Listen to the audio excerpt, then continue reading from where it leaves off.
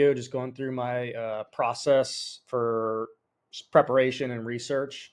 So I begin looking at the top pre-market gainers like most small cap traders do. Ask Edgar has this nice little news summaries where you can just see a quick summary of the news here. I'm going to go through two recent examples that I thought were good to walk through. ALZN was one. So this one had a pretty massive gap, I think, last week. So basically after I see the news, figure out what it's running, there's three main things I'm looking for. So I'm looking for catalysts, dilution, and just the ticker history, like how it's performed in the past. So with catalysts, I'm looking for positive and or negative catalysts. So negative being that they might need to, and I'm looking for stuff that's like imminent, not stuff that could, like, even if they have listing issues, I'm looking for something that's going to be pretty immediate. So that they might need to imminently raise, that they have to meet some NASDAQ listing requirement, that they have to pay off some debt, a lot of debt soon. They're maybe at risk of going bankrupt. Positive catalysts being things like they might be releasing clinical trial data soon. They might be announcing something, things to look out for. And then dilution, just seeing if anybody might be selling into the move, and then also just their ability to raise and if they might be raising soon. And then the ticker history, which I'll show you shortly, is just basically looking at how it's performed in the past. So for catalysts, I basically just come to the filings here, and before Ask Edgar, I just basically just go through the filings. One thing we took from BAM's SEC, which is really handy, is just, it's a small thing, but just them generating the filing titles is really handy because you can just quickly see what's going on. We also added a little summary feature where you can just flip through the summaries to see what's going on. I'll go into this shortly, but you can already see that they did basically a purchase agreement for up to $25 million. That'll come into play in a second. But I'll go here, this insights, which summarizes a lot of this stuff. It's basically a summary of the recent filings, and it basically, the AI will categorize them into these sections here. As you can see under the key dates and timelines, they have to demonstrate compliance with this NASDAQ listing rule by September 23rd. So that's I would say that's pretty close where they are going to need to come up with money, because this stockholders equity rule of 2.5 million, what that means is that their assets minus their liabilities needs to be over 2.5 million. So we can actually go and quickly check that in their latest financial report, 10K or 10Q, whichever is the most recent. You can also ask Edgar. There's a little chat bubble at the home screen. You can even ask it here as well. I just like looking at it myself. So we can see here, if we go down to the balance sheet, their stockholders equity, in this case, it's a deficit of negative 2.5 million. So if they need a stockholders equity of 2.5 million, that means they're going to have to raise 5 million or more to meet that requirement. Another thing is, I'll show you in a second, we also will estimate how much cash and how much time their cash will last, but it's also good to see what management says about it. Because often they will say, not always, but they'll say like, oh, we expect our cash to last until Q4. Or in some cases, they'll say it to the end of this month. They'll give something very specific. And sometimes that's longer or earlier than the estimated cash, because some things that you can't account for is that even though if you have these calculations that estimate how much cash they have left, they may have laid off a bunch of people or cut costs to where their cash burn might have gone from 3 million a quarter to 300K a quarter. So now all of a sudden, when it looked like they were going to run out of money in a month or a week, it's going to last them, another 7 months. So that's why it's good to see what they say about it specifically. In this case, they don't. That's another thing actually we'll flag in the insights too. Future funding requirements.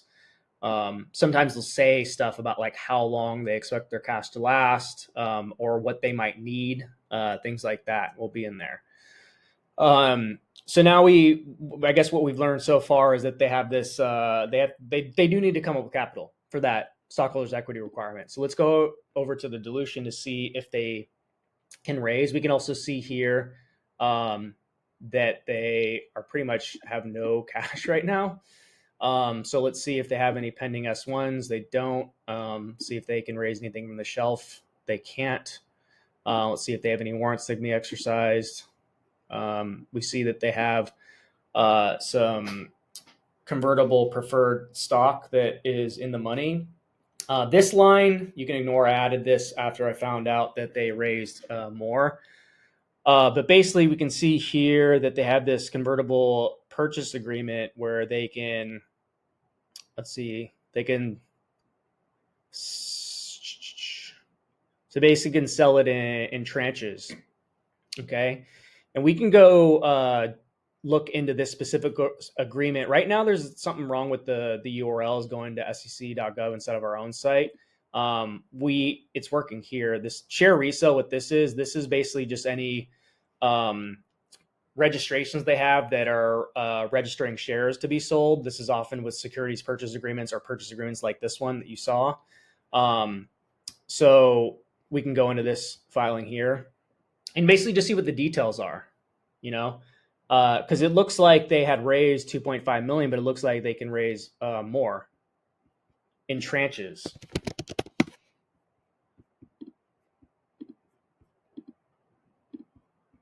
You see here.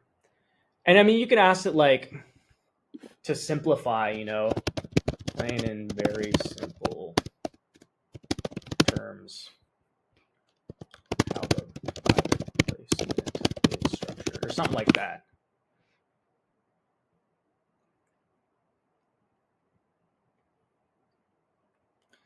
So they made a deal to sell up 25 million worth. The company has achieved certain milestones, and then the money's being given in tranches. As you can see, they already got $1 million, which we saw listed under the convertible section, the dilution tab, right?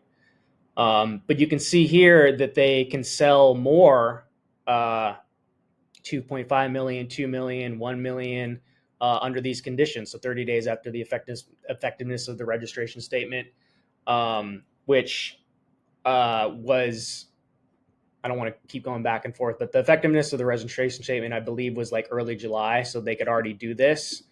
And then within 60 days of the effectiveness of the registration, and then the execution of a partnership agreement with a research facility, which is funny because they announced that just now. It also says that they could do these earlier if they want to. So basically what we're finding out now is that they can raise additional money through this deal, so not completely limited. And if we look at like what's the conversion price of this convertible preferred? So that's the price at which they can convert the convertible preferred stock into shares of common stock. So you can see here, 25 cents per share. The greater of this 25 cents per share, or the lesser of one of these two values. So in this case, because they did a 1-for-10 reverse stock split, this is $2.50, right? And then the stock was, as I'll show in the chart, which is the next part of my process, is looking at the ticker history. It's trading, it gapped up well over that. So now what we found is that they need to raise money. They can do it. They can do it at very low prices relative to the gap. So now we have a potential agenda. So now let's go ahead and look at what the chart looks like. So I use flashresearch.com. It's very, very good at just quickly seeing how the stock has performed on recent gaps. This one, not loading right now, but this was the day that we're talking about. As you can see, it gapped up. It opened that's like $7 from like 190. But anyways, it had one gap. So I was looking at this history here. So now we see that it gapped way up. This was before the purchase agreement, so we can't necessarily attribute this to. Basically, we can't say like, okay, well, it did the same thing when they had the same purchase agreement, so we can expect the same thing. But with this history and the gap was looking the same, I was basically expecting it could potentially do the exact same thing. So So ultimately, I have this thesis that it should collapse pretty quickly out the open, and then I'll show you how I traded it. So I recap my trades here in our prop firm Discord. So as you can see here, the way I traded it was I was basically looking for a fail out the open. I also use stats, and generally when it actually opens up over VWAP like this, the odds are even better of it closing red. But the way I'll do it is like, so my expectation is that they're going to be selling into it pretty quickly. It's going to fail pretty quickly, just like it did it back here. If it doesn't do that, I'm pretty much done. And I did miss out on ultimately what ended up being a pretty nice trade in the afternoon. My performance in the afternoon is very poor, so I did just avoid it after this. Basically, once it did what I wasn't expecting, I was done with it, and that was it. So that's one example. Let's go over to another example. Let's show one that did work. It worked okay, as you'll see. REVB. So similar process here. I'm going to look at the insights. As you can see here, they also have this same stockholders equity requirement, ironically around the same date. I see that they're initiating a phase 1B study in the second half of 2024. So not really a big deal. And then this thing, they face a $7.3 million judgment in a legal dispute. And this was very recently. So we'll go ahead and take a look at this. So basically, they have to pay $7.3 million, and they say that they have sufficient cash to pay the judgment. Okay, great, but how much cash do they have? Well, I'm not going to go into a ton of other stuff just because I'm already seeing the agenda kind of come to light here. So we'll go ahead and do the same thing. Can they raise about 1.2 million? How much cash do they have? Estimated 10 million. So that's a huge chunk of their available cash. So I basically came to the conclusion that they have to raise. And now I'm just trying to figure out how they're going to do that. 1.2 million isn't a lot. No pending offering. This is some other private placement that was being registered. And then warrants that can be exercised. Ignore this line because I added this after they added those additional warrants afterwards. But we see that it gapped up around this area, $2.39. So the thing about warrants is that the warrant holder is generally not going to exercise the warrants unless it's like way in the money, because for them, a better, play for them is actually just shorting the stock and then just covering on the open market and profiting that way. Because the thing is, the warrants offer protection where, let's say they shorted, let me just go to the chart real quick.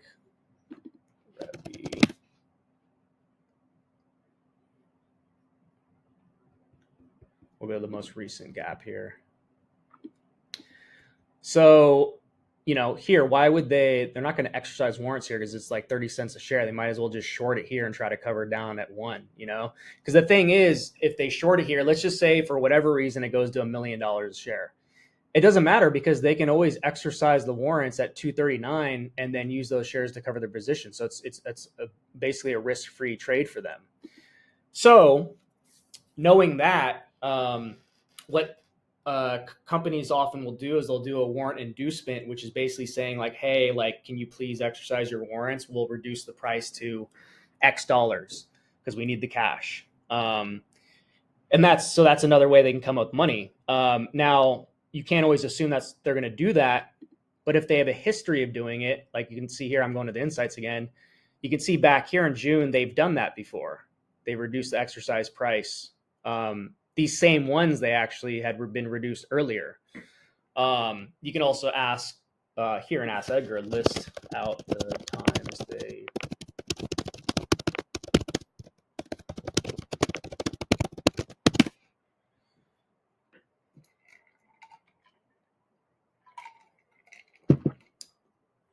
So you see here, so basically it's showing that the company is willing to do this, to dilute shareholders by lowering the exercise price to incentivize exercise. Okay, so Okay, so we pretty much have an agenda. Is that it seems very likely that that's a potential way that they're going to try to raise money. Also, we look back at the history here. So we'll see the most recent gap here on 624, how it performed. We'll push out the open, then fail. And then on 129, you see this little consolidation, then halt up, and then fade off. And what was interesting and why I was really looking at this one when I was trading it was because the warrants were from, you see here, this issued date was back on, this was as part of an offering that they did back after this gap day. So it's reasonable to assume that the people that are involved in the offering, who usually will do some sort of manipulation and then short it before the offering, are going to be the same people involved on this day, which funnily enough did pretty much the same thing. They held it kind of early and then got that same halt up that they probably started shorting into and then shorted the rest of the day.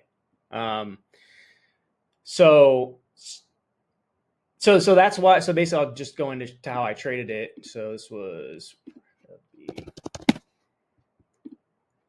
so yeah, I shorted it here. I got out pretty quickly because I was like, ooh, is it going to do that like trap halt up again? And I don't short these moves. I wait until they're done, and then you see I get in here. And so I guess like the other thing about with fundamentals is that I'm generally using it for exits more than entries. So like even with ALZN,